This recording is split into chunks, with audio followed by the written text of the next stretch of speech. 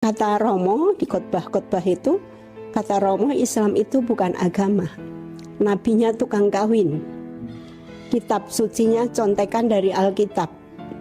Ya. Tapi kemudian dalam hati tidak adil kalau saya tidak belajar Islam. Nah kemudian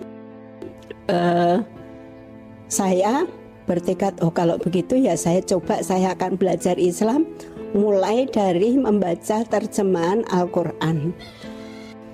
Nah kemudian saya pergi ke shopping center di kalau sekarang jadi Taman Pintar, itu dulu ada gerobak-gerobak penjual buku.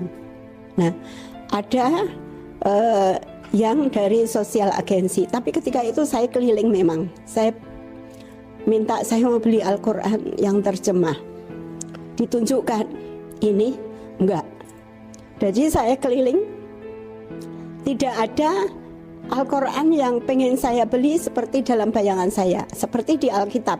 Alkitab kan bahasa Indonesia semua, itu semua ada bahasa Arabnya. Saya pada lihat bahasa Arab itu sudah benci sekali, karena di bahasa Indonesia, di jurusan bahasa Indonesia kan ada mata kuliah bahasa Arab, itu saya dapat K karena jarang masuk, itu yang ngajar Romo kebetulan jadi dekan.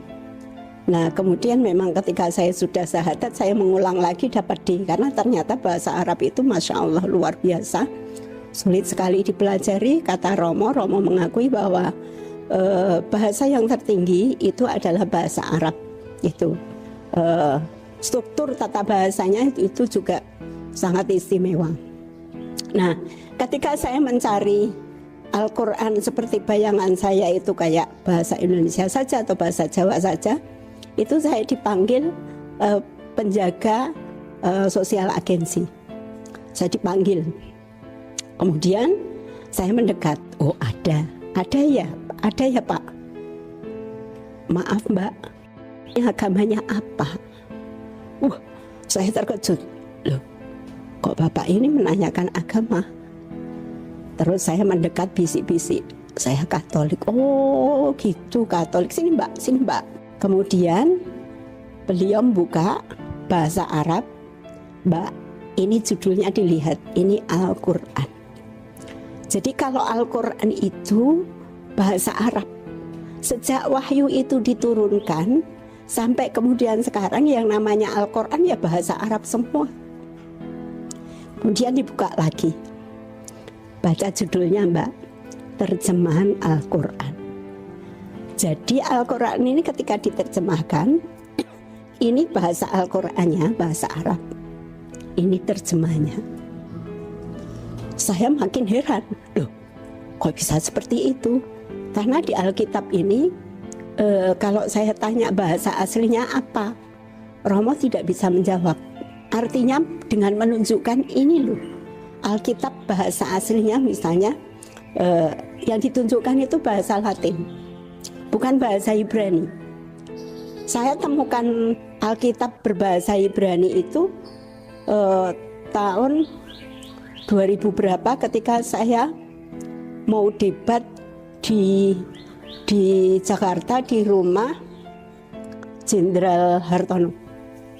Itu saya kebetulan beli itu, oh ini ada Alkitab yang berbahasa Ibrani, itu pun terjemahan dari bahasa Jerman. Nah kemudian Bapak itu buka lagi, baca ini Mbak, judulnya apa? Tafsir Al-Quran. Ini Al-Qurannya, ini tafsirnya. Jadi yang namanya Al-Quran itu kalau diterjemahkan, kalau ditafsirkan, bahasa asli, bahasa wahyu tidak pernah ditinggal. Itu kayak ditampar dan langsung merinding, karena itu yang saya cari. Yang saya cari itu harus Alkitab itu, kitab suci itu harus ada bahasa aslinya. Kemudian Mbak mau belajar Islam? Iya, saya mau diberi, saya nggak mau. Mbak kalau mau, Mbak mau belajar pakai yang ini mudah dipahami, itu dari Departemen Agama.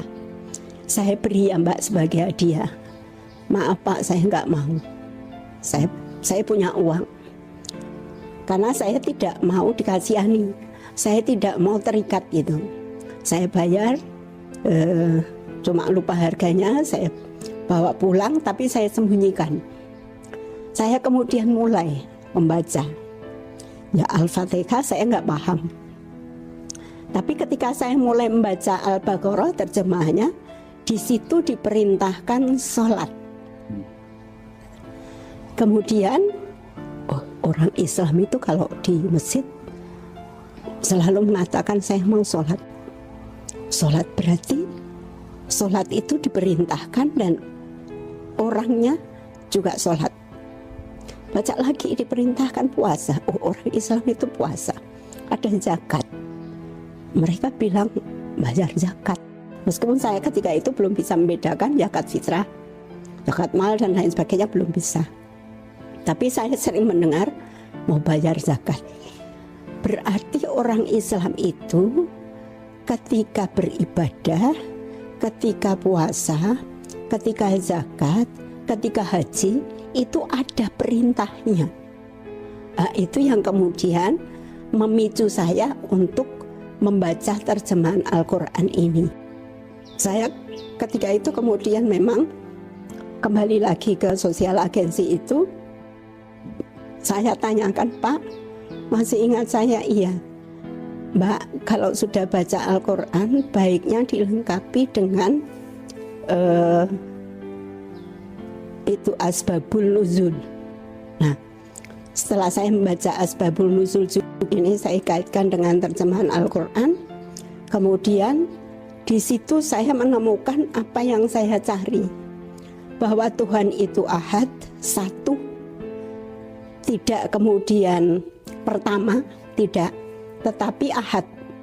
Ahad itu satu, tidak ada kedua, tidak ada ketiga. Kalau begitu Islam ini agama yang membawa saya kepada Tuhan yang benar. Orang Islam menyebut Allah Subhanahu wa Ta'ala. Berarti kalau saya mengikuti Yesus itu adalah Nabi Isa, berarti saya di jalan yang benar.